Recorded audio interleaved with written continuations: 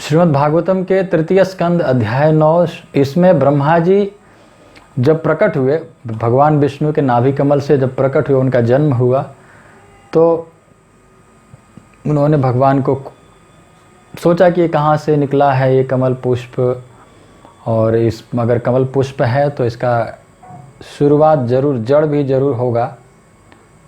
तो ऐसे सोच करके उन्होंने, ब्रह्मा जी ने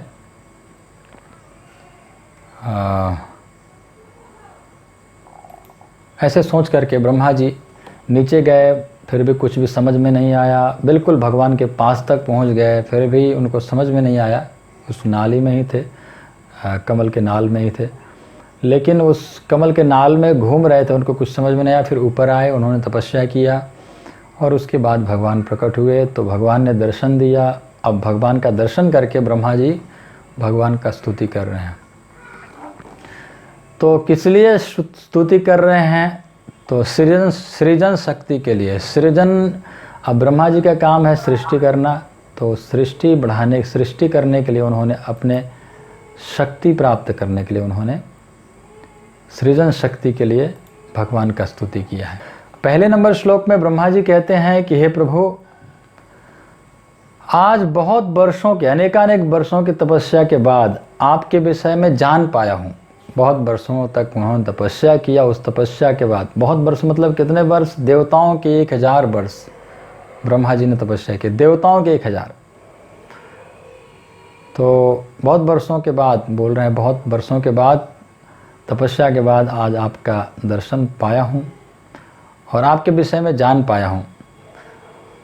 उस जीवों के लिए, जो देहधारी जीव लोग हैं, वो कितने अभागे हैं। ब्रह्मा जी कहते हैं कि कितने अभागे लोग हैं, हम लोग को धिकार रहे हैं। ब्रह्मा जी कहते हैं कि ये जीव लोग कितने अभागे लोग हैं जो आपके स्वरूप को जान नहीं पाते हैं। और संसार में यदि जानने योग्य अगर पूछा जाए क्या है, तो केवल आप हैं। आप ही एकमात्र ज्ञेय तत्व है, जानने योग्य केवल आप ही हैं। अगर जानने पूछा जाए कि सबसे जरूरी जानने वाली क्या है, तो भगवान ही है। और क्योंकि भगवान से ऊंचा और कोई है नहीं, भगवान सर्वोच्च है, भगवान सबसे श्रेष्ठ हैं। यदि कोई संसार में कोई वस्तु भगवान से श्रेष्ठ अगर लगता है कि ये भगवान से श्रेष्ठ है, तो श्रेष्ठ नहीं है, वो परम पूर्ण नहीं है, वह केवल एक माया है, समझिए। और आप पदार्थ के सृजन शक्ति को प्रकट करके ब्रह्म के रूप में विद्यमान हैं। तो ब्रह्म का मतलब ये नहीं है कि निराकार, ब्रह्म का मतलब है भगवान को ही बोला जा रहा है, भगवान के रूप में प्रकट है, अपने सब सृष्टि करने के बाद भी। दूसरे नंबर श्लोक में ब्रह्मा जी स्तुति करते हुए भगवान से कह रहे हैं कि मैं जिस रूप को देख रहा हूँ, भगवान का जिस रूप को भगवान ब्रह्मा जी देख रहे हैं, वो जो है, वो जो रूप है, वो भौतिक कलमश से बिल्कुल मुक्त है, भौतिक कलमश नहीं है उनके अंदर। और अपने अंतरंगा शक्ति के अभिव्यक्ति के रूप में भक्तों पर कृपा दिखाने के लिए अवतरित हुआ है। ये जो भगवान का रूप है, ये अपने भक्तों पर कृपा दिखाने के लिए भगवान का यह रूप जो है प्रकट हुआ है ब्रह्मा जी के सामने। मतलब ब्रह्मा जी एक भक्त हैं और भक्त के ऊपर कृपा करने के लिए भगवान अवतरित हुए हैं, प्रकट हुए उनके सामने। और यह अवतार अन्य अनेक अवतारों का उद्गम है। ये जो भगवान का अभी जो रूप है, ये बाकी जो जितने भी भगवान के अवतार होता है, वो सब का स्रोत है, ऐसे बता रहे हैं। क्योंकि गर्भोदक्षाई विष्णु से बाकी जो अवतार होता है, केवल भगवान कृष्ण जो है, वो उनमें से जो 28वां चतुर्युग है, उसमें भगवान कृष्ण। तीसरे नंबर श्लोक में कहते हैं कि हे प्रभु, ब्रह्मा जी कहते हैं, हे प्रभु, मैं आपके सच्चिदानंद रूप से श्रेष्ठ अन्य कोई रूप नहीं देखा हूँ।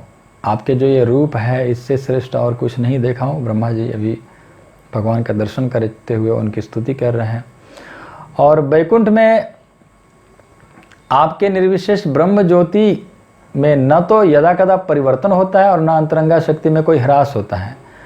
जो ब्रह्म ज्योति है, भगवान के जो रूप से जो निकलता हुआ ब्रह्म ज्योति है, उस ब्रह्म ज्योति में कोई परिवर्तन नहीं होता है। ऐसा नहीं कि अवतार लेते हैं, वो कुछ काम करते होंगे, वो कोई भक्तों पर कृपा करते होंगे, ऐसा कुछ नहीं है। उसमें कोई परिवर्तन नहीं होता है ब्रह्म ज्योति में, और अंतरंगा शक्ति में कोई ह्रास नहीं होता है। मैं आपकी शरण ग्रहण करता हूँ, क्योंकि जहाँ मैं आपके भौतिक शरीर और इंद्रियों पर गर्वित हूँ अपनी, है ना, क्योंकि जहाँ मैं अपने भौतिक शरीर और इंद्रियों पर गर्वित हूँ, ब्रह्मा जी कहते हैं कि मैं अपने इंद्रिय और अपने भौतिक शरीर पर गर्वित हूँ, मतलब गर्व का महसूस हो रहा है। वहीं आप विराट जगत का कारण होते हुए भी पदार्थ द्वारा अस्पृश्य हैं। पूरे संसार को जो जन्म देते हैं जो भगवान, वो स्वयं अस्पृश्य रहते हैं, कोई मतलब नहीं रखते हैं संसार से। ऐसा नहीं कि मैं कर रहा हूँ ये वो, इस तरह का कोई अहंकार नहीं है। चौथे नंबर श्लोक में ब्रह्मा जी स्तुति करते हुए भगवान से कहते हैं कि भगवान का यह वर्तमान रूप, जो जिस रूप को देख रहे हैं, उस वर्तमान रूप को उनके द्वारा विस्तार किया हुआ कोई भी दिव्य रूप सारे ब्रह्मांड के लिए समान रूप से मंगलमय है। भगवान के जितने भी अवतार हैं, अभी जो रूप है भगवान का जो दर्शन कर रहे हैं ब्रह्मा जी, वो रूप, और भगवान के जितने भी बाकी जो अवतार हैं वो सभी जो है, वो ऐसे नहीं कि वो बड़े हैं अवतार, वो छोटे हैं, ऐसा नहीं, सभी समान रूप से मंगल करने वाला है। तो भगवान का अभी जो गर्भोदक्षाई विष्णु के रूप देख रहे हैं वो रूप, और भगवान के जितने भी अवतार होते हैं उन सब की समान रूप से मंगल करता है जीवों को, क्योंकि आपके यह नित्य साकार रूप प्रकट किया है, आपने यह नित्य साकार रूप प्रकट किया है जिसका ध्यान आपके भक्त करते हैं, इसलिए आपको सादर नमस्कार करता हूँ। भक्त लोग इसी रूप को ध्यान करते हैं, और जो नरकगामी होते हैं, जो नरक जाने वाले लोग होते हैं, जो नरक जाने वाले लोग हैं, वही लोग केवल आपके इस साकार रूप का उपेक्षा करते हैं, नहीं तो बाकी सब मानते हैं आपके साकार रूप को।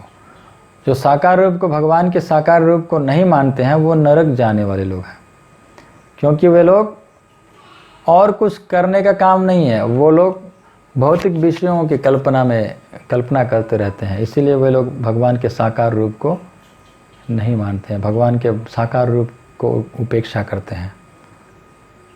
तो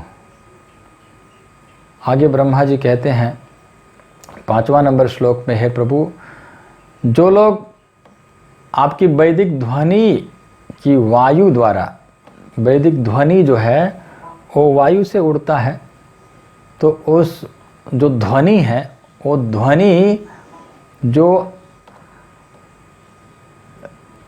वायु के द्वारा ले जाता है और आपके चरण कमलों की सुगंध को ले जाता है। वायु द्वारा जो वैदिक ध्वनि है वो भगवान के चरण कमल का सुगंध है, उसी को वायु द्वारा ले जाता है। कहाँ ले जाता है? तो भक्तों के कानों तक, और भक्तों के कानों से भक्त लोग जो है उस कान से भगवान के जो ध्वनि है, यानी ये भागवत है जो हम सुन रहे हैं, इस कानों से सूंघते हैं। भगवान के चरण कमलों का सुगंध जो है भक्त लोग सूंघते हैं, कान से सूंघते हैं, है ना, सुनते हैं, सूंघते हैं, यहाँ पर सूंघते हैं, कान से सूंघते हैं भगवान के यह जो लीला आदि है। और आपकी भक्ति में सेवा स्वीकार करते हैं, उनके लिए आप उनके हृदय रूपी कमल से कभी भी विलग नहीं होते हैं। जो भक्त लोग भगवान के कथा लीला आदि में रहते हैं, इनके हृदय कमल से, इन भक्तों के हृदय कमल से भगवान कभी विलग नहीं होते, कभी कहीं नहीं जाते हैं, हमेशा उन भक्तों के हृदय में रहते हैं, ब्रह्मा जी कह रहे हैं। और 6ठे नंबर श्लोक में ब्रह्मा जी कहते हैं कि संसार के लोग चिंताओं से, भौतिक चिंताओं से हमेशा उद्विग्न रहते हैं, माने डिस्टर्ब रहते हैं हमेशा संसार की चिंताओं से, कैसे होगा, क्या होगा, है ना, हमारा परिवार कैसे चलेगा, खाना कैसे होगा हमारा, है ना, तो अनेक चिंताओं से उद्विग्न रहते हैं भौतिक संसार के लोग, और हमेशा भयभीत रहते हैं और हमेशा धन, अपने शरीर, अपने मित्र की रक्षा के लिए प्रयास करते रहते हैं। अपना धन जो है उसकी रक्षा करते हैं, अपना शरीर की रक्षा, अपने मित्रों की रक्षा करने में प्रयास करते रहते हैं। और ये जीव लोग जो है, ये सब हम लोग को बता रहे हैं, ब्रह्मा जी हम लोग के लिए बोल रहे हैं कि ये जीव लोग जो है वो शोक करते हैं और अवैध इच्छाओं, अवैध इच्छा मतलब जो अपना नहीं है उसको अपनाना चाहते हैं और उसी में लगे रहते हैं। और लोभ के कारण मैं और मेरे नश्वर धारणाओं पर अपने दुराग्रह को आधारित करते हैं। मैं और मेरा, ये नश्वर धारणा है, ये मैं हूँ, ये मेरा है। ना मैं हूँ और ना मेरा है, असली तो ये है, लेकिन मैं हूँ और मेरा है, तो ये नश्वर धारणा है। मैं तो है नहीं ना, नष्ट हो जाने वाला है, और मैं ही नहीं है तो मेरा कहाँ रह गया। तो इस पर, इन सब में फंसे रहते हैं। जब तक, कब तक ये फंसे रहते हैं, तो जब तक भगवान के चरण कमलों का शरण ग्रहण नहीं कर लेते हैं, तब तक ये लोग ऐसे ही इन्हीं सब में फंसे रहते हैं, चिंताओं से भरे रहते हैं लोग। और 7वां नंबर श्लोक में ब्रह्मा जी कहते हैं कि वे व्यक्ति जो आपके दिव्य कार्यकलाप के विषय में सर्व मंगलकारी कीर्तन और श्रवण करने से वंचित हैं, जो लोग श्रवण कीर्तन नहीं करते हैं, भगवान का श्रवण, भगवान का नाम श्रवण कीर्तन नहीं करते हैं, वो निश्चित रूप से अभागे लोग हैं। उनकी सद्गति नहीं हो सकता है। वो अभागे लोग हैं, संसार में सबसे ज़्यादा अभागे लोग हैं जो श्रवण कीर्तन नहीं करता है। वो लोग जो होते हैं इतने दुष्ट होते हैं, उनकी बुद्धि इतनी कम होती है कि वो थोड़ी सी इंद्रिय तृप्ति के लिए वो बहुत बड़े से बड़े अशुभ कार्य में लग जाते हैं। वो इंद्रिय तृप्ति के पीछे पागल रहते हैं। 8वें नंबर श्लोक में ब्रह्मा जी कहते हैं कि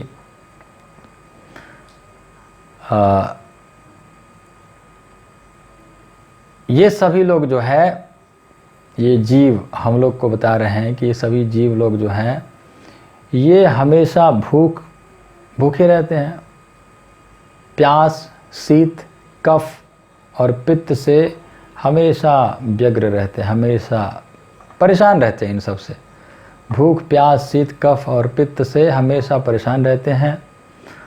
और इन पर कफ युक्त ऋतु, शीत ऋतु और भीषण गर्मी, वर्षा और भी अनेक प्रकार के क्षुब्ध करने वाली जो आक्रमण करते रहते हैं इनके ऊपर। कभी गर्मी हो रहा है, कभी बहुत ज़्यादा वर्षा हो रहा है, कभी बहुत ज़्यादा ठंड लग रहा है, ये सब से परेशान रहते हैं। और ऊपर से काम इच्छा, प्रबल काम इच्छाओं से और क्रोध से अभिभूत होते रहते हैं। क्रोध रहता है, काम रहता है, काम, इच्छा, क्रोध भड़कता रहता है। इसीलिए मुझे इन सब पर दया आती है। ब्रह्मा जी कहते हैं इन सब पर मुझे बहुत दया आता है, इन लोग को देख करके। बेचारे एक तो अपने परेशान, ऊपर से और प्रकृति का ऊपर से तो गर्मी ठंडी और अलग से, और अंदर से ही मन में ही अनेक प्रकार की टेंशन, उसमें काम, क्रोध, लोभ भरा हुआ है। अनेक प्रकार के इन सब टेंशन से भरे रहते हैं लोग। तो इसलिए इन पर मुझे दया आती है, ब्रह्मा जी कहते हैं। और मैं हमेशा संतप्त रहता हूँ, इनके विषय में सोच करके परेशान रहता हूँ। ब्रह्मा जी भी परेशान रहते हैं हम लोग को देख करके। और 9वां नंबर श्लोक में ब्रह्मा जी कहते हैं कि हे प्रभु, आत्मा के लिए भौतिक दुखों का कोई वास्तविक अस्तित्व नहीं है, है ना। आत्मा को कोई दुख नहीं होता है, आत्मा के लिए कोई दुख नहीं है। लेकिन फिर भी जब तक जो बद्धात्मा अपने आप को शरीर मानता है और शरीर मान करके अपने आप को इंद्रिय भोग करने के निमित्त देखता है, अपने आप को इंद्रिय भोग के लिए मानता रहता है कि मैं शरीर हूँ, मुझे इंद्रिय भोग करना है, तब तक वह अपनी बाहिरंगा शक्ति द्वारा प्रभावित होने से भौतिक कष्टों के पास से बाहर नहीं निकल पाता है। वो जब तक व्यक्ति अपने आप को शरीर मानता है कि मैं शरीर हूँ और इस शरीर के द्वारा भोग भोगूंगा, तब तक दुख में भरा रहता है। और जिस दिन अपने आप को शरीर नहीं हूँ, मैं एक आत्मा हूँ, ऐसे मान लेता है, फिर मुक्त हो जाता है। 10वां नंबर श्लोक में ब्रह्मा जी कहते हैं कि ऐसे जो अभक्त गण लोग जो है, ऐसे अभक्त लोग जो हैं, वो अपने इंद्रियों को बहुत सारे कष्टप्रद और विस्तृत कार्य में लगाते हैं, अपने इंद्रियों को, और कुछ न कुछ बड़े बड़े काम में, जैसे बहुत कठिनाई वाली काम में लगाते हैं, नौकरी करना भारी भारी, और इससे परेशान रहते हैं। और वो क्या होता है, तो उनको रात को नींद न आने वाला रोग हो जाता है, नींद न आने वाला रोग, अनिद्रा। और क्योंकि उनकी बुद्धि जो है मानसिक चिंताओं के कारण उनकी नींद को लगातार भंग करती रहती है। मानसिक चिंताएं बढ़ा रहता है कि ये क्या हो रहा है, वो क्या होगा, ऐसे क्या होगा, चिंताएं बढ़ा रहता है। फिर रात को उनका नींद हमेशा टूटता रहता है। जैसे ही रात को नींद भंग हुआ तो फिर चिंताएं बढ़ जाता है, रात में ही सोचने लग जाते हैं वो कैसे होगा, हमारा दूसरा बच्चा कैसे होगा, हमारी बिटिया कैसी होगी, हमारा दामाद ऐसे करता है, तो हमारे वो तो बहुत सारी चिंताएं। बस रात को ही फिर नींद नहीं आना, फिर बंद हो जाता है। तो ऐसे वे अति मानवीय शक्ति द्वारा अपनी विविध योजनाओं में हताश कर दिए जाते हैं। बहुत सारी योजनाएं बनाते हैं पर कुछ होता नहीं है तो हताश हो जाते हैं। यहाँ तक कि बड़े बड़े ऋषि मुनि भी यदि आपकी कथाओं से विमुख रहते हैं तो वे भी इस भौतिक जगत में चक्कर लगाते रहते हैं। बड़े बड़े ऋषि मुनि लोग भी अगर भगवान की कथा में नहीं लगते हैं, कथाओं में ही तो आनंद है, भगवान की कथा सुनो, भगवान की लीला सुनो, कीर्तन करो, तो इन सब में नहीं लगते हैं तो ऋषि मुनि लोग भी इस संसार में चक्कर लगाते रहते हैं, जन्म मरण के चक्कर में कभी मुक्त नहीं हो पाते हैं, भगवान के धाम को नहीं जा पाते हैं। ऋषि मुनि लोग भी अगर हो करके भी यदि वो भगवान की कथाओं में नहीं लगते हैं तो। 11वां नंबर श्लोक में ब्रह्मा जी कहते हैं कि आपके जो भक्त लोग जो हैं, भक्तगण, वो प्रमाणिक श्रवण विधि से, परंपरा से जो आता है, उस प्रमाणिक श्रवण विधि से कानों के माध्यम से आपको देख सकते हैं। जो परंपरागत आया हुआ ज्ञान है उस ज्ञान को सुनते हैं कान से और देख सकते हैं, कानों से देख सकते हैं। और इस तरह उनके हृदय जो है कोमल हो जाता है सुन सुन करके भगवान की कथाओं। और आप क्या करते हैं तो उनके हृदय में अपना स्थान बना लेते हैं। जिनका हृदय कोमल हो जाता है, काम क्रोध लोभ मोह सब निकल जाता है, शुद्ध हो जाता है जिनका हृदय, फिर उसमें आप अपना जगह बना लेते हैं। और आप अपने भक्तों पर दयालु हैं और अपने को उस अध्यात्म के विषय में नित्य रूप में प्रकट करते हैं, जिसमें वे सदैव आपका चिंतन करते हैं। तो भक्त लोग जो हैं वो अपने हृदय में भगवान का चिंतन करते हैं, भगवान उनके हृदय में प्रकट हो जाते हैं, दर्शन देते रहते हैं, उनके हृदय में ही दर्शन देते हैं। 12वां नंबर श्लोक में ब्रह्मा जी कहते हैं कि हे प्रभु, आप उन देवताओं की पूजा से बहुत ज़्यादा तुष्ट नहीं होते हैं। देवता लोग भी पूजा करते हैं ना, बता रहे हैं यहाँ पर, देवता लोग भी पूजा करते हैं, तो उन पूजाओं से भगवान उनकी पूजा से बहुत ज़्यादा संतुष्ट नहीं होते हैं। क्यों? क्योंकि वे लोग ठाट बाट से तो करते हैं, पूजा पाठ सामग्री खूब अच्छा लगाते हैं, सोने चांदी जौहर आदि से सब कुछ करते हैं, देवता लोग पूजा पाठ करते हैं। लेकिन उनमें क्या होता है तो लालसा होती है कि मुझे ये पाना है, वो पाना है। तो सकाम कर्म होने के कारण, भगवान से कुछ पाने की लालसा के कारण करने के कारण भगवान उनसे संतुष्ट नहीं होते, उनसे तुष्ट नहीं होते हैं उनकी पूजाओं से। आप हर एक के हृदय में परमात्मा के रूप में अहेतु की कृपा दर्शाने के लिए स्थित रहते हैं। सभी के हृदय में परमात्मा रूप में भगवान अपनी कृपा बरसाने के लिए ही हैं। सभी के हृदय में जो भगवान है, परमात्मा रूप में, वो ये नहीं है कि बस खाली गिनती करने के लिए बैठे हैं, वो कृपा बरसाने के लिए भी बैठे हैं। ये नहीं कि पाप कर रहे हैं तो गिनती कर रहे हैं, पुण्य कर रहे हैं तो गिनती कर रहे हैं, साक्षी रूप में बैठे हैं, तो खाली वो गिनती करने के लिए नहीं बैठे हैं, कृपा बरसाने के लिए भी बैठे हैं। सबके हृदय में जो भगवान बैठे हैं वो कृपा बरसाने के लिए भी है, वो कृपा भी करते हैं। और आप जो है नित्य शुभ चिंतक है, हम लोगों के लिए शुभ चिंतक जो है भगवान हमेशा नित्य शुभ चिंतक। लेकिन आप अभक्तों के लिए अनुपलब्ध हैं, उपलब्ध नहीं है, अभक्तों के लिए नहीं है, भक्तों के लिए हमेशा उनके साथ है, लेकिन अभक्तों के लिए नहीं है, ब्रह्मा जी बता रहे हैं। और 13वां नंबर श्लोक में कहते हैं कि आपको अर्पित करके, है ना, दान, अनुष्ठान, दान, कठोर तपस्या और दिव्य सेवा जैसी कार्य का फल जो है वो आपको अर्पित करके आपकी पूजा करने और आपको तुष्ट करने के उद्देश्य से किए जाने वाले जो कुछ भी काम हैं वो सभी व्यर्थ नहीं जाते हैं। जो भगवान को तुष्ट करने के लिए जो कर्म किया जाता है वो व्यर्थ नहीं जाता है, और बाकी सब व्यर्थ चला जाता है। जो भगवान के लिए जो किया जाता है, भगवान को संतुष्टि के लिए किया जाता है, वो व्यर्थ नहीं जाता है। 14वां नंबर श्लोक में ब्रह्मा जी कहते हैं कि मैं उन परब्रह्म को नमस्कार करता हूँ जो अपने अंतरंगा शक्ति द्वारा शाश्वत विशिष्ट अवस्था में रहते हैं और उनका विभेदित न किया जा सकने वाला निर्विशेष स्वरूप आत्म साक्षात्कार हेतु बुद्धि द्वारा पहचाना जा सकता है। मैं उनको नमस्कार करता हूँ जो अपनी लीलाओं के द्वारा विराट जगत के सृजन, पालन और संहार का आनंद लेते हैं। तो लीला करते हैं, सब लीला है, भगवान का लीला है। सृजन करना, पालन करना, संहार करना, सब लीला है, सब कुछ भगवान का लीला है। और 15वां नंबर श्लोक में ब्रह्मा जी कहते हैं कि मैं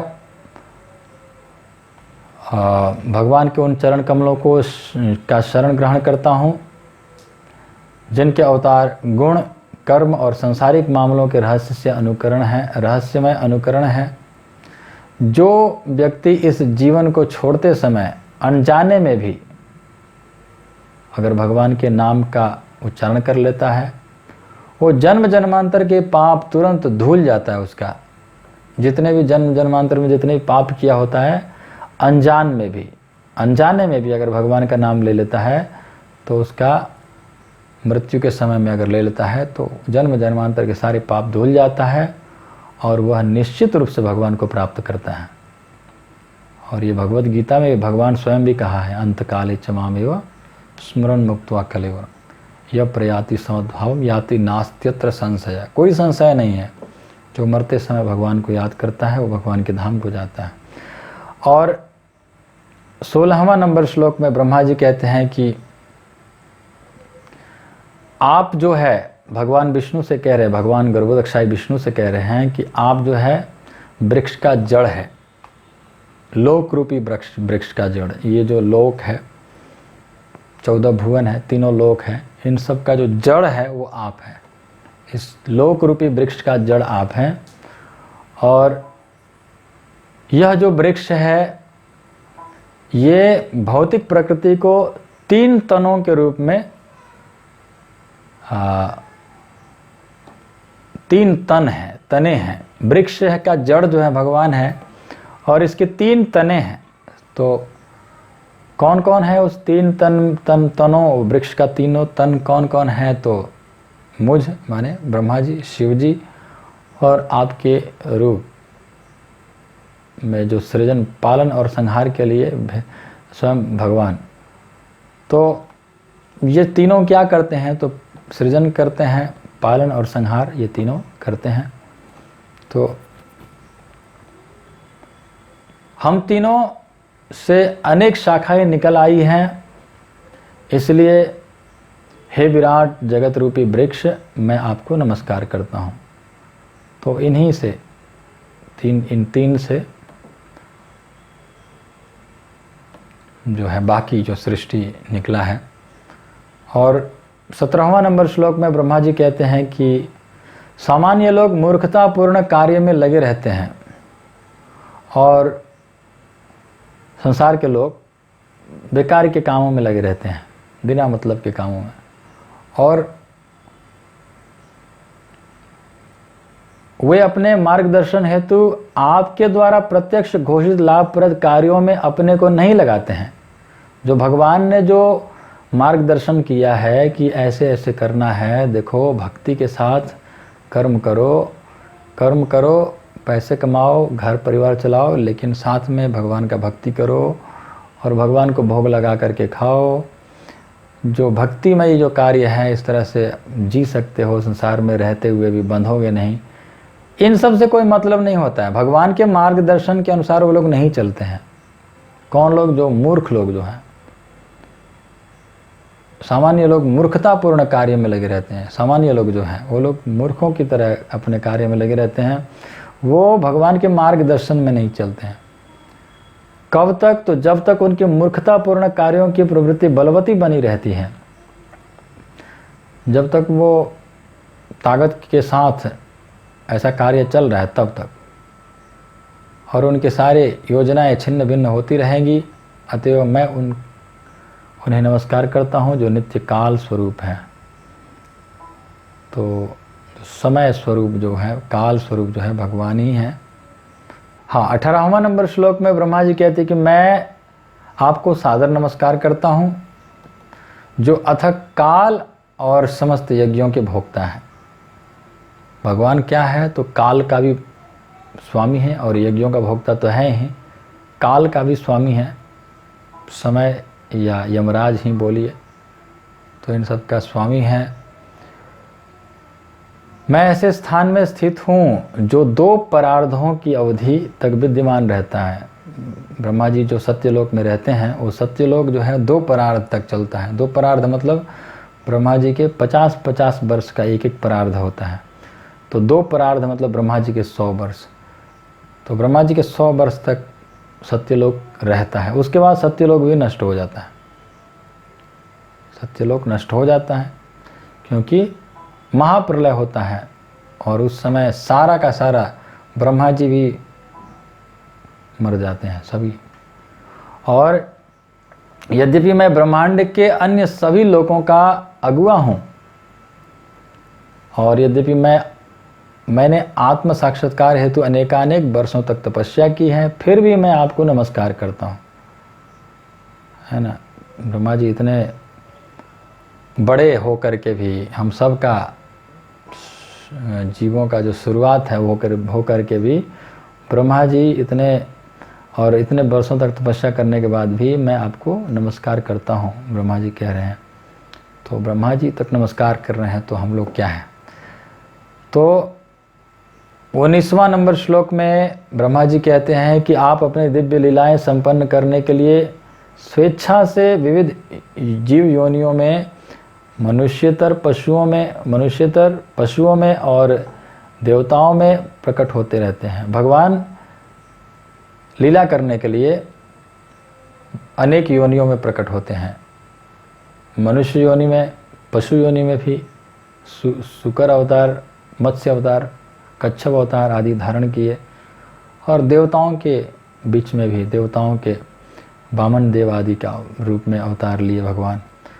तो आप भौतिक कलम से तनिक भी प्रभावित नहीं होते हैं। ऐसे नहीं कि आ गए, मनुष्य बन गए तो मनुष्य रूप धारण कर लिए तो मनुष्य हो गए, भौतिक कलमश में डूब गए, ऐसा नहीं है।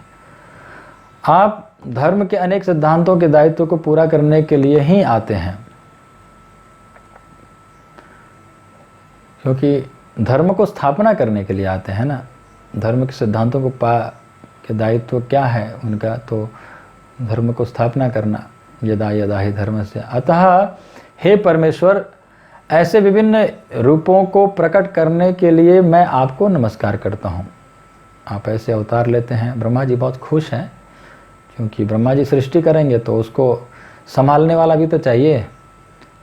सृष्टि तो कर देंगे लेकिन संभालना भी तो चाहिए, क्योंकि संभालेंगे नहीं तो फिर तो डर है ना, कुछ भी हो सकता है। तो संभालने वाले अब सामने खड़े हैं तो खुश हैं, बोल रहे हैं कि बहुत अच्छी बात है, नमस्कार करता हूँ आपको। और 20वां नंबर श्लोक में ब्रह्मा जी कहते हैं कि आप उस प्रलयकालीन जल में शयन करने के आनंद लेते हैं। जब प्रलय हो जाता है सारा संसार, तो उस जल में भगवान शयन करते हैं, जहाँ प्रचंड लहरें उठती रहती हैं। जिस लहरें के कारण ये सारा संसार डूब जाता है, उस लहरों में आनंद के साथ भगवान सोते हैं। बुद्धिमान लोगों को अपनी नींद का सुख दिखाने के लिए, जो बुद्धिमान लोग हैं उन लोग को दिखाना चाहते हैं कि देखो नींद कैसे लिया जाता है अपनी नींद का सुख दिखाने के लिए आप सर्पों के सैया पर आनंद भोगते हैं। अगर हम लोग गलती से सोते सोते सर्प दिखाई दे दे तो नींद तो कहाँ भागेगा, है ना। नींद रह जाएगा क्या, नींद तो अपने आप भाग जाएगा, है ना। लेकिन वो सर्प के ऊपर सो रहे हैं। हम सोते सोते कहीं एक सर्प दिखाई दे जाए और छोटा मोटा पतला सा, तो भी हम दौड़कर भागने लग जाए, और ये सर्प दिखाई दिया अभी जल्दी खोजो, और नींद तो पता नहीं कहाँ भाग जाएगा। 2-3 दिन के लिए भी नींद भाग जाएगा। यहीं पर इसी बेड के नीचे पड़ा हुआ होगा सांप, और वो कितना मज़े में सो रहे हैं। इतना प्रलयंकारी हवा जल चल रहा है और वो सो रहे हैं आराम से। और कहाँ तो सर्प नहीं देखे, सर्प के ऊपर सो रहे हैं, इतना आनंद। तो उस काल में ब्रह्मांड के सारे लोग आपके उदर में स्थित रहते हैं प्रलय के समय में। और 21वां नंबर श्लोक में ब्रह्मा जी कहते हैं कि मैं आपके कृपा से ब्रह्मांड की रचना करने हेतु आपके कमल नाभि रूप घर से उत्पन्न हुआ हूँ। आपके कमल नाल से प्रकट हुआ हूँ। जब आप नींद का आनंद ले रहे थे, जब अभी भगवान अभी नींद का आनंद ले रहे थे, तभी तो हम लोग पहले सुन रहे थे कि अभी सो रहे थे भगवान, तो उनका आँख जो है नाभि के ऊपर गया, देख रहे थे नाभि के ऊपर, तो वहाँ से एक कमल का फूल निकल रहा था, तो उन्होंने देखा। तब ब्रह्मांड के ये सारे लोग आपके दिव्य उदर के भीतर स्थित थे। अब आपकी नींद टूटी है, तो आपके नेत्र प्रातः काल में खिलते हुए कमलों की तरह खुले हुए हैं। तो जैसे सुबह सुबह कमल का पुष्प जैसे खुलता है, वैसे भगवान का भगवान का नयन जो है कमल के तरह है, तो खुल रहा है। 22वां नंबर श्लोक में ब्रह्मा जी कहते हैं कि आप मुझ पर कृपा करिए, वे इस जगत के, वे मतलब आप, है ना, सामने भगवान खड़े हैं, तो आप इस जगत में सारे जीवों के एकमात्र मित्र हैं। आप सभी जीवों का मित्र जो है वो भगवान है, आत्मा भी भगवान है, और अपने 6 ऐश्वर्यों से भगवान जो है जीवों के चरम सुख हेतु पालन पोषण करते हैं। भगवान का काम ही पालन पोषण करना है। ब्रह्मा जी तो जन्म दे देते हैं, ब्रह्मा जी तो सृष्टि कर देते हैं, लेकिन पालन पोषण करने वाले तो भगवान ही है ना। तो वे मुझ पर, आप, है ना, वे नहीं आप, वे के जगह पर आप समझिए कि आप बोल रहे हैं ब्रह्मा जी, क्योंकि सामने भगवान खड़े हैं। तो आप मुझ पर कृपालु हों, जिससे मैं पहले की तरह सृजन करने की आत्मनिरीक्षण शक्ति से युक्त हो सकूं, क्योंकि मैं भी उस शरणागत जीवों में से हूँ जो भगवान के प्रिय हैं। तो ब्रह्मा जी कह रहे हैं कि मैं भी आपके शरणागत हूँ, और आपके शरणागत जैसे भक्त लोग होते हैं, वैसे ही मैं भी आपके भक्त हूँ, आपके शरणागत हूँ। 23वां नंबर श्लोक में ब्रह्मा जी कहते हैं कि भगवान हमेशा अपने शरणागत को वर देने वाले हैं। जो शरणागत होता है, जो भगवान के शरण में आता है, उनको भगवान वरदान देते हैं, वर देते हैं। और उनकी जितने भी कार्य है, भगवान के जितने भी कार्य है, वो अंतरंगा शक्ति लक्ष्मी माता के माध्यम से, अंतरंगा शक्ति से, रमा देवी यानी लक्ष्मी माता से के माध्यम से होता है जो कुछ भी होता है। और इसीलिए ब्रह्मा जी कहते हैं कि मेरी उनसे विनती है, किनसे, तो लक्ष्मी माता से विनती है कि भौतिक जगत के सृजन में मुझे अपनी सेवा में लगा लें। जब सृजन करेंगे, भौतिक जगत का जब सृष्टि करेंगे तो उसमें मुझे सेवा में लगाएं क्योंकि भगवान का जितने भी कार्य होता है वो अंतरंगा शक्ति के माध्यम से होता है, लक्ष्मी माता के माध्यम से होता है, अंतरंगा शक्ति के माध्यम से होता है। तो ब्रह्मा जी कहते हैं कि मुझे प्रार्थना है अंतरंगा शक्ति लक्ष्मी माता से कि मुझे अपनी सृजन कार्य में सेवा में लगाएं।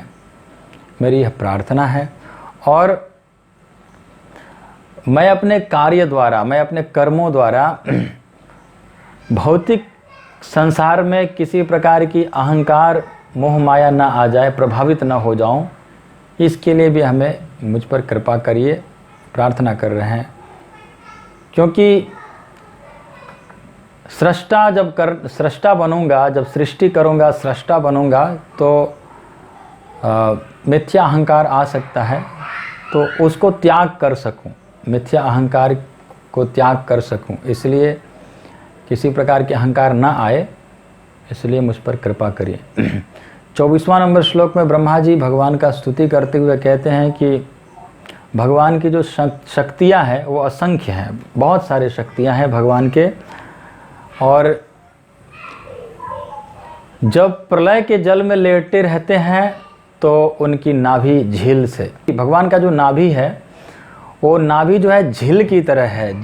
झील बोलते हैं ना, दह जैसे काली दहत है, इसे झील बोलते हैं, झील होता है। असंख्य शक्तियाँ हैं भगवान के और प्रलय के जल में लेटे रहते हैं भगवान, और उनकी नाभि रूपी झील में कमल फूल खिलता है। और मैं उस जो समग्र विश्व शक्ति के रूप में उत्पन्न होता हूँ। ब्रह्मा जी अपने आप को कह रहे हैं कि मैं विश्व का शक्ति हूँ, समग्र शक्ति के रूप में मैं प्रकट होता हूँ, क्योंकि सृष्टि करते हैं ना। तो मैं अभी इस समय में विराट जगत के रूप में उनकी विविध शक्तियों को उद्घाटित करने में लगा हुआ हूँ। इसलिए मैं प्रार्थना करता हूँ कि भौतिक कार्यों में मुझे भौतिक कार्य करते समय संसार का जो भगवान का जो सेवा है, भगवान का आदेश है सृष्टि करना, तो उस आदेश को पालन करते समय मैं वैदिक ध्वनि से, वैदिक स्तुतियों की ध्वनि से कहीं विचलित न हो जाऊं। क्योंकि अनेकों प्रकार के वैदिक स्तुतियों में अनेकों प्रकार के मंत्र हैं जिसके द्वारा भौतिक संसार में सभी प्रकार के हैं। वैदिक स्तुति में बहुत प्रकार के हैं, उसमें सकाम भी है, निष्काम भी है और अनेकों प्रकार का है। तो उसमें कहीं मैं भूल ना जाऊं, उसके अंदर कहीं मैं विचलित ना हो जाऊं सकाम कर्म के तरफ या ऐसे।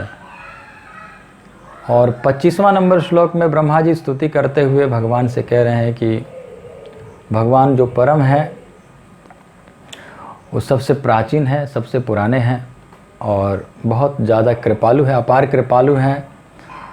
मैं चाहता हूँ कि अपने कमल नेत्रों को खोल करके मुस्कुराते हुए मुझे वर दें। भगवान सामने खड़े हैं, भगवान से भगवान लेटे हुए हैं, है ना, और वरदान मांग रहे हैं, बोल रहे हैं ब्रह्मा जी कि मुझे आँख खोल करके वरदान दें। वही संपूर्ण विराट सृष्टि का, वे मतलब आप है ना, आप संपूर्ण विराट सृष्टि का उत्थान कर सकते हैं। अपने कृपापूर्ण आदेशों के द्वारा हमारा विषाद दूर कर सकते हैं। तो ऐसे भगवान से प्रार्थना कर रहे हैं ब्रह्मा जी। मैत्रेय मुनि 26वां नंबर श्लोक में मैत्रेय मुनि कहते हैं कि हे विदुर जी, अपने प्राकट्य के स्रोत जो भगवान है, उन भगवान को देख करके ब्रह्मा जी अपने मन और वाणी की क्षमता के अनुसार जितना मन कर रहा था, जितना स्तुति कर सकते थे मन के द्वारा और वाणी के द्वारा, पूरा एकदम उन्होंने यथासंभव उन्होंने स्तुति किया भगवान का। और इस प्रकार स्तुति करने के बाद में बिल्कुल मौन हो गए, क्योंकि ऐसे लग रहे थे कि मानो तपस्या और इस तरह से ज्ञान के द्वारा वो ज्ञान और मानसिक एकाग्रता के कारण, मानसिक एकाग्रता एकाग्र करने के कारण और तपस्या करने के कारण भगवान ब्रह्मा जी जो है थक गए हैं, ऐसे लग रहा था, तो मौन हो गए, मैत्रेय मुनि कहते हैं। और 27वां 28वां नंबर श्लोक में मैत्रेय मुनि कहते हैं कि भगवान ने जब देखा कि ब्रह्मा जी निर्माण करने के लिए, लोगों को निर्माण करने के लिए बड़े चिंतित हैं, योजना बना रहे हैं, बहुत चिंतित हैं। क्यों चिंतित हैं? क्योंकि प्रलयकालीन जल को देखकर ही खिन्न है। जो जल है, प्रलय के समय में जो जलथल हुआ था वही सब जल है, अभी भी सब पानी है। तो उस सब जल को देख करके खिन्न है कि कैसे मैं सृष्टि करूंगा, आगे कैसे बढ़ाऊंगा, क्या करूंगा, कैसे होगा। इसलिए वो परेशान हैं, खिन्न थे। तो भगवान देख रहे थे ब्रह्मा जी को कि ऐसे चिंतित हैं, और देखते ही भगवान जो है ब्रह्मा जी के मनोभाव को समझ गए कि ये बहुत खिन्न है। तो उन्होंने ब्रह्मा जी के मोह को दूर करने के लिए गंभीरता वाणी से, गंभीर पूर्वक उन्होंने विचारपूर्ण शब्द कहे, गंभीर वाणी से भगवान ने बोलना प्रारंभ किया। तो 29वां नंबर श्लोक में भगवान कह रहे हैं कि हे ब्रह्मा, तुम सृष्टि करने के लिए निराश मत हो, न तो निराश हो न ही चिंता करो, कोई चिंतित मत हो। और क्योंकि तुम जो कुछ भी मांग रहे हो कि मैं कैसे करूँगा, सोच रहे हो, वो सब पहले से ही दिया जा चुका है, तुम चिंता मत करो।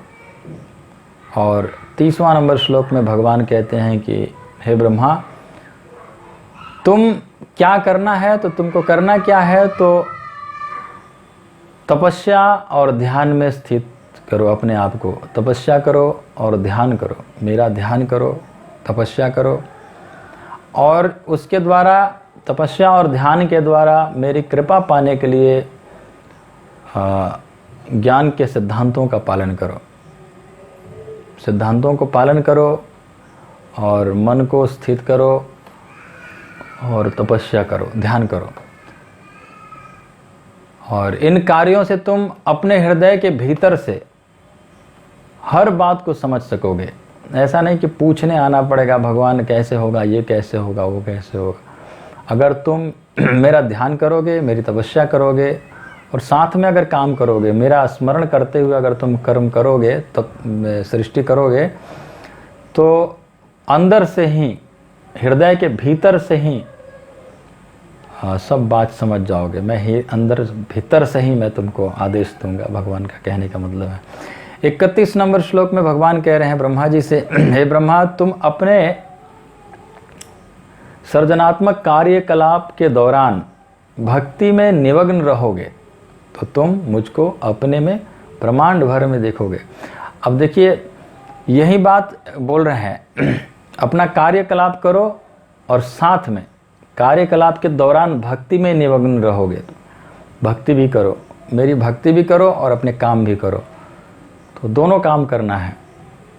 हमें भी भगवान ने गीता में, यहाँ भी इसी के माध्यम से हमको बता रहे हैं भगवान की अपना कर्म करते रहना चाहिए और कर्म करते हुए भगवान को नहीं भूलना चाहिए। तस्मात् सर्वेषु कालेषु माम अनुस्मरध्य च, हर समय में, हर परिस्थिति में मुझे स्मरण करते हुए युद्ध करो। अर्जुन से भगवान कह रहे हैं कि युद्ध करते समय भी मुझे मत भूलो। तो युद्ध अर्जुन का कर्म था, युद्ध करना, तो युद्ध करते समय भगवान को याद करना है। ब्रह्मा जी अभी कर्म है सृष्टि करना, उनका काम है सृष्टि करना, तो भगवान कह रहे हैं तुम सृष्टि भी करो और मेरे को भी याद करो, मेरे को मत भूलो। तो वैसे ही हम लोग को भी अपने कर्म करते हुए भगवान को भूलना नहीं चाहिए। तो ऐसे जब करेंगे तो क्या होगा, तो बोले इस पूरे ब्रह्मांड भर में देखोगे, मुझको अपने में देख पाओगे,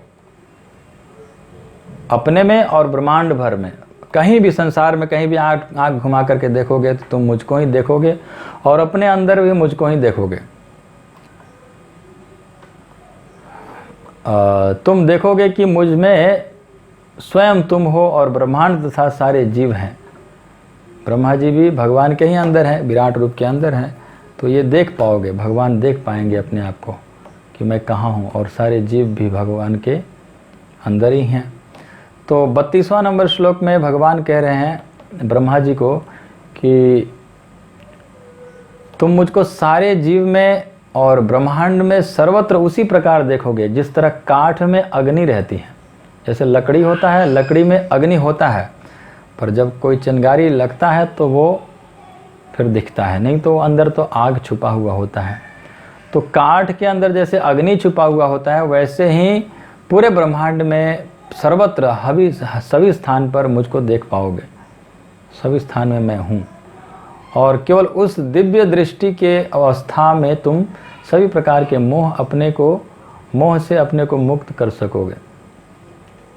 तो जब ऐसी अवस्था आ जाएगा तो तुम मोह को प्राप्त नहीं होगे।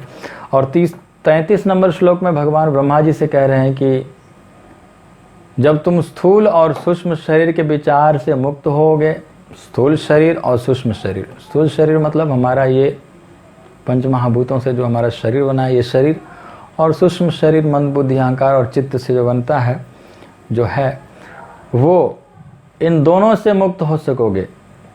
और तुम्हारी इंद्रियां प्रकृति के सारे प्रभाव से मुक्त होगी, तब तुम मेरी संगति में अपने शुद्ध रूप की अनुभूति कर सकोगे। अपना शुद्ध रूप जो है आत्मा स्वरूप, आत्म स्वरूप जो भगवान का एक हम अंश है, जीवेर स्वरूप है कृष्ण नित्यदास, जीव का एक स्वरूप है कृष्ण का दास।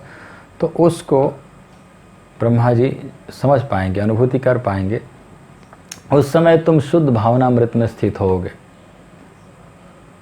तो जब व्यक्ति शुद्ध स्तर आ जाता है तो आत्मा की स्थिति, देहात्म बुद्धि जब तक रहता है कि मैं देह हूँ, मैं ये हूँ, मेरा नाम ये है, मैं कहाँ रहता हूँ, मेरा ये है, मेरा वो है, तब तक व्यक्ति शुद्ध अवस्था को नहीं प्राप्त कर सकता है। शुद्ध अवस्था को तभी प्राप्त करता है जब आत्मा की स्थिति पर आ जाता है। और 34वां नंबर श्लोक में भगवान कहते हैं ब्रह्मा जी से, क्योंकि तुमने जनसंख्या बढ़ाने के लिए, असंख्य रूप में बढ़ाने के लिए तुमने मेरी सेवा, अपनी सेवा के प्रकारों को विस्तार देने की इच्छा प्रकट की है। मतलब सृष्टि करने जा रहे हो, जनसंख्या बढ़ाने की काम करने जा रहे हो। तो इसीलिए तुम इस विषय में कभी भी वंचित न हो। तुम इस विषय से कभी भी वंचित नहीं होगे, क्योंकि सभी कालों में तुम पर मेरी अहेतु की कृपा बढ़ती ही जाएगी। मतलब भगवान की सेवा करना चाह रहे हैं ब्रह्मा जी, भगवान की सेवा करने के लिए तैयार हैं। जनसंख्या बढ़ाने के लिए भगवान का आदेश है, तो जनसंख्या बढ़ाने वाले हैं। तो भगवान की सेवा जब करेंगे तो भगवान ने कहा है ना भगवत गीता में, तेषां सतत युक्तानां भजतां प्रतिपूर्वकम ददामि बुद्धि युगम तम ये न मामुपयान्ति, कि जो मेरा तेषां सतत युक्तानां भजतां प्रतिपूर्वकम, प्रतिपूर्वक जो मेरा भजन करता है, सतत चिंतन करता है, उसको मैं ज्ञान देता हूँ। तो यहाँ ब्रह्मा जी को भी कह रहे हैं कि मैं तुमको अहेतु की कृपा करते रहूँगा। तुम मेरी सेवा करोगे तो मैं तुम्हें अहेतु की कृपा, अहेतु मतलब हेतु रहित, ऐसा नहीं कि कुछ किया तो इसलिए दे रहे हैं, ऐसा नहीं, वो अहेतु की कृपा करेंगे। और 35वां नंबर श्लोक में भगवान ब्रह्मा जी से कह रहे हैं कि तुम आदि ऋषि हो। जितने भी ऋषि मुनि हुए उन सब में से सबसे पहला ऋषि तुम हो, ब्रह्मा जी को कह रहे हैं। और तुम्हारा जो मन है वो हमेशा मुझ में स्थिर रहता है, इसलिए विभिन्न संततियां उत्पन्न करने के कार्य में लगे रहने पर भी तुम्हारे पास पाप में रजोगुण भटक भी नहीं सकेगा। जो रजोगुण है, रजोगुण से क्या होता है कि मैं करता हूँ, अहमता आता है, अहंकार आता है, मैं सृष्टि कर रहा हूँ, मैं सृष्टि करता हूँ, मैं ब्रह्मा हूँ, इस तरह से अहंकार आएगा, तो वो तुम्हारे अंदर ऐसा अहंकार नहीं आएगा। यदि हाँ, तुम्हारा इस तरह से अहंकार नहीं आएगा, क्योंकि तुम्हारा मन हमेशा मुझ में स्थिर रहता है, तो अहंकार भी नहीं आएगा। 36वां नंबर श्लोक में भगवान कहते हैं ब्रह्मा जी से कि आसानी से मैं प्राप्त नहीं होता हूँ, मुझे जीव जो है आसानी से नहीं समझ सकते हैं, लेकिन तुमने मुझे आसानी से जान लिया है। वैसे जीव आसानी से मुझे प्राप्त नहीं कर सकते, मुझे नहीं जान सकते हैं, लेकिन तुमने मुझे जान लिया है, क्योंकि तुम जानते ही हो कि मैं भौतिक वस्तु से नहीं बना हूँ, 5 स्थूल, ये जल, पृथ्वी, अग्नि, वायु, आकाश से, इन सब से नहीं बना हूँ, 5 महाभूतों से नहीं बना हूँ, इसलिए मुझे आसानी से लोग नहीं जान पाते हैं, लेकिन तुमने मुझे जान लिए हो। और ये जल, ये 5 तत्वों से नहीं बना हूँ, और 3 जो है मन, बुद्धि, अहंकार, इन सूक्ष्म तत्वों से भी नहीं बना हूँ, इसलिए मुझे आसानी से लोग जान नहीं पाते हैं, लेकिन तुमने मुझे जान लिए हो। और 37वां नंबर श्लोक में भगवान कहते हैं ब्रह्मा जी से कि तुम सोच रहे थे, विचार कर रहे थे कि तुम्हारे जन्म कहाँ हुआ है, कमलनाल का डंठल जो है इसका स्रोत कहाँ है, सोच रहा था, घूम रहा था, तुम ब्रह्मा जी घूम रहे थे उस डंठल के अंदर, उस कमल नाल के डंठल में अंदर घुस करके खोज रहे थे। तो तुम कुछ भी पता नहीं लगा सके, उसके अंदर घुस करके प्रयास किया, लेकिन तुम मुझे कुछ भी पता नहीं लगा सका, किंतु उस समय मैं भीतर से अपना रूप प्रकट किया था। तो भगवान थे वहाँ पर, ऐसे नहीं है भगवान नहीं थे, लेकिन भगवान थे, लेकिन देख नहीं पाए, और उनको आदेश दिए भगवान ने कि तपस्या करो, जाओ, एक इशारा दिए, तो तपस्या किए थे। 38वां नंबर श्लोक में भगवान कह रहे हैं कि ब्रह्मा जी से भगवान कह रहे हैं कि हे ब्रह्मा, तुमने मेरे दिव्य कार्यों की महिमा का प्रशंसा करते हुए जो स्तुतियाँ की हैं, भगवान के कार्य को देख करके भगवान का स्तुति की है, भगवान कैसे प्रलयकारी जल में शयन करते हैं, कैसे संसार को पालन करते हैं, ये सब स्तुतियाँ, बहुत सुंदर स्तुति किए थे। तो भगवान कह रहे हैं कि तुमने मेरा स्तुति किए हो, मेरी महिमा गाए हो, मेरी प्रशंसा किए हो, और मुझे समझने के लिए तुमने जो तपस्या की है, और मुझ में तुम्हारी दृढ़ आस्था है, इन सबों को, ये सब जो तुम्हारे अंदर है, ये सब मेरी कृपा समझो। ऐसे मत समझो कि तुम अपनी शक्ति से, तुम अपने बल से तुम ये सब कर पा रहे हो, मेरा स्तुति किया, मेरा दर्शन कर रहे हो, मेरा तपस्या किया, सब तुम अपने बल से नहीं कर रहे हो, ये सब मेरी कृपा से तुम कर पा रहे हो। ये जो कर रहे हो ये भी मेरी कृपा से कर पा रहे हो, भगवान कह रहे हैं। हम लोग को सावधान कर रहे हैं भगवान कि हम लोग करते हैं तो हम लोग सोचते हैं हम कर रहे हैं, मैंने किया, मैंने ये किया, मैंने वो किया। तो भगवान कह रहे तुम नहीं कर रहे हो, है ना। ब्रह्मा जी से ये कह रहे हैं कि तुम तपस्या कर रहे हो ना, तुम जो तपस्या कर रहे हो, मेरा स्तुति किया, वो स्तुति भी तुमने नहीं किया, वो मेरी कृपा से किया, मेरी अहेतु की कृपा समझो, ये मेरी अहेतु की कृपा के कारण तुमने ये सब कर पाया। तो 39वां नंबर श्लोक में भगवान ब्रह्मा जी से कहते हैं कि मेरे दिव्य गुण, जो कि संसारी लोगों को संसारिक प्रतीत होता है, ऐसा लगता है कि संसारिक हैं, भगवान के दिव्य गुण होने पर भी लोग शिशुपाल आदि, कंस आदि भगवान को नहीं समझ पाए, तो संसारिक समझते हैं। संसारिक भगवान के जो गुण आदि हैं इनको संसारिक समझते हैं लोग, जो दिव्य गुण हैं, और उनका जो वर्णन तुम्हारे द्वारा प्रस्तुत किया गया है उससे मैं बहुत प्रसन्न हूँ, और अपने कार्यों से समस्त लोगों को महिमामय करने की जो तुम्हारी इच्छा है उसके लिए मैं तुम्हें वर देता हूँ। भगवान का सृष्टि करेंगे, प्रचार करेंगे, ब्रह्मा जी महिमा का प्रचार करेंगे, पूरे संसार को महिमामय बनाने वाले हैं, भगवान को लोग जानेंगे।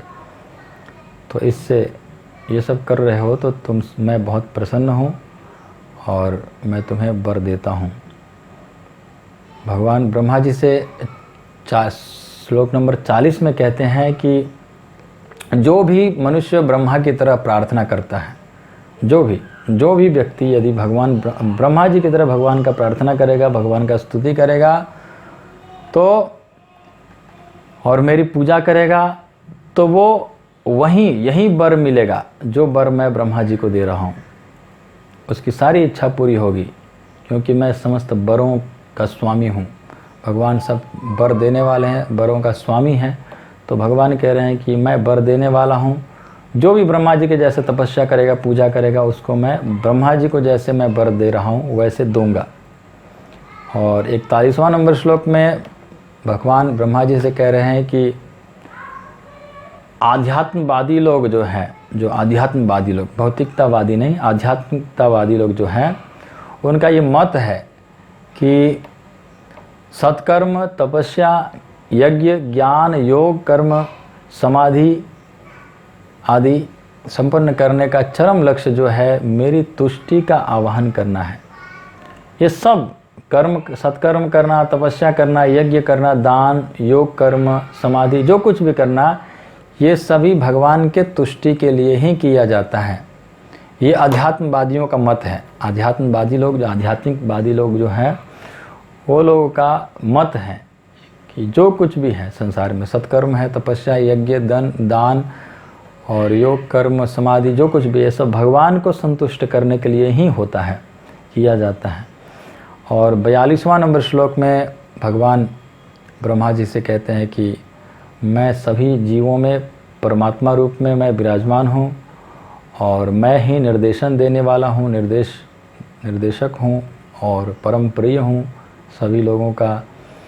और लोग स्थूल और सूक्ष्म शरीर के प्रति झूठे अनुरक्त रहते हैं। संसार में लोग जो हैं वो अपने स्थूल शरीर, जैसे ये हमारा शरीर है, सूक्ष्म शरीर जो हम देख नहीं पाते हैं, मन बुद्धि अहंकार से जो चित्त से बना है, इनके प्रति आसक्त रहता है लोग। हम लोग जो हैं इसी शरीर के प्रति हम लोग आसक्त रहते हैं। लेकिन क्या होना चाहिए, इस शरीर के प्रति हमें अनुरक्त नहीं होना चाहिए, आसक्ति नहीं होना चाहिए। हमें किसके लिए होना चाहिए? तो भगवान कह रहे हैं कि अपने शरीर के लिए आसक्ति नहीं होना चाहिए। उन्हें तो एकमात्र मेरे प्रति अनुरक्त होना चाहिए। भगवान कह रहे हैं खाली मेरे प्रति अनुरक्त होना चाहिए, अपने शरीर के प्रति अनुरक्त नहीं होना चाहिए जीवों को। लेकिन जीव लोग जो हैं वो अपने शरीर के अपने प्रति ही अनुरक्त रहते हैं। तो भगवान स्वयं यहाँ पर आदेश दे रहे हैं कि अपने प्रति आसक्त नहीं होना चाहिए, भगवान के प्रति अनुरक्त होना चाहिए। और 43वां नंबर श्लोक में भगवान ब्रह्मा जी से कहते हैं कि मेरे आदेशों का पालन करके तुम पहले की तरह अपने पूर्ण वैदिक ज्ञान और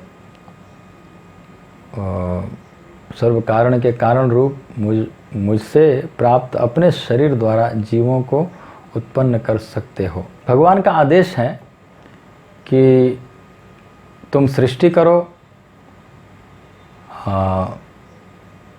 तो ब्रह्मा जी भगवान के आदेशों का पालन कर रहे हैं, इसीलिए मुझसे प्राप्त अपने शरीर द्वारा जीवों को उत्पन्न करो। भगवान से प्राप्त हुआ है, ब्रह्मा जी का जो शरीर है ये भगवान से प्राप्त हुआ है। तो कहते हैं कि तुम अब मुझसे प्राप्त हो गया तुमको शरीर, अब तुम जो है सृष्टि करो। तो 44वां नंबर श्लोक में मैत्री मुनि कहते हैं कि ब्रह्मांड के जो सृष्टा ब्रह्मा को विस्तार करने का आदेश दे करके भगवान अपने साकार रूप से अंतर्धान हो गए। भगवान ब्रह्मा जी को आदेश दिए कि तुम सृष्टि करो और भगवान वहाँ से अंतर्धान हो गए।